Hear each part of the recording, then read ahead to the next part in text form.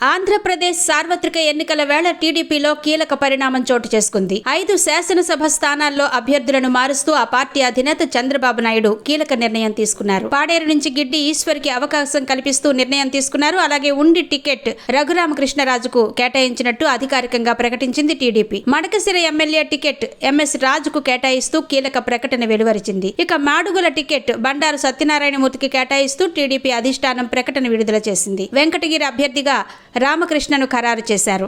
ఈ స్థానాన్ని తొలుత మాజీ ఎమ్మెల్యే కురుకుండ్ల రామకృష్ణ కుమార్తె లక్ష్మీప్రియకు ఖరారు చేశారు. మార్పుల్లో భాగంగా అక్కడి నుంచి రామకృష్ణనే అభ్యర్థిగా ప్రకటించారు. వీరికి ఆదివారం చంద్రబాబు బీఫామ్లు అందజేశారు. అనంతరం ప్రమాణం చేయించారు. ఇంకా దెందులూరు, తంబళ్లపల్లి అభ్యర్థుల బీఫారాలను పెండింగ్ లో ఉంచారు. అనపర్తి స్థానంపై స్పష్టత వచ్చాక ఆ 2 స్థానాలకు బీఫారాలు ఇవ్వనున్నారు.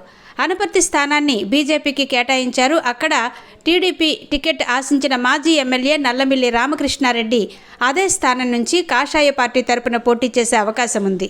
కొన్ని నియోజకవర్గాల్లో ముందుగా ప్రకటించిన అభ్యర్థులను కాదని కొత్తగా మరొకరికి టీడీపీ అధిష్టానం బీఫామ్లు అందజేస్తోంది.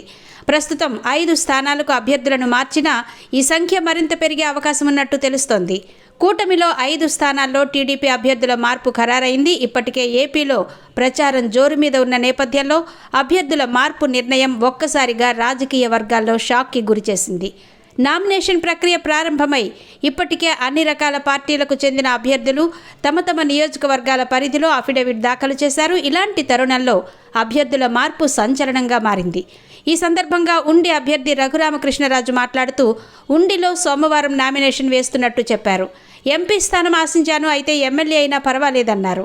బీఫామ్ తీసుకోవడానికి చంద్రబాబు నివాసానికి వచ్చానని తెలిపారు. ఉండి నియోజకవర్గం టీడీపీ కంచుకోట అన్నారు. రామరాజు తాను కలిసే ముందుకు వెళ్తామని పేర్కొన్నారు. ఎంతమంది వచ్చినా ఉండిలో గెలిచి తీరుతానని ధీమాను వ్యక్తం చేశారు. రామరాజు తాను రామలక్ష్మణుల మాదిరిగా కలిసి పనిచేస్తామన్నారు.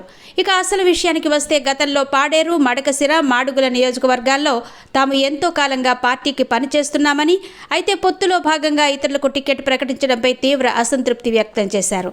గిడ్డి ఈశ్వరి రెబల్గా మారి ఇండిపెండెంట్గా పోటీ చేస్తానని ప్రకటించారు. ఇదే క్రమంలో తనకు టికెట్ కేటాయించడంపై అచ్చెన్నాయుడు అడ్డుపడ్డారని సంచలన వ్యాఖ్యలు చేశారు.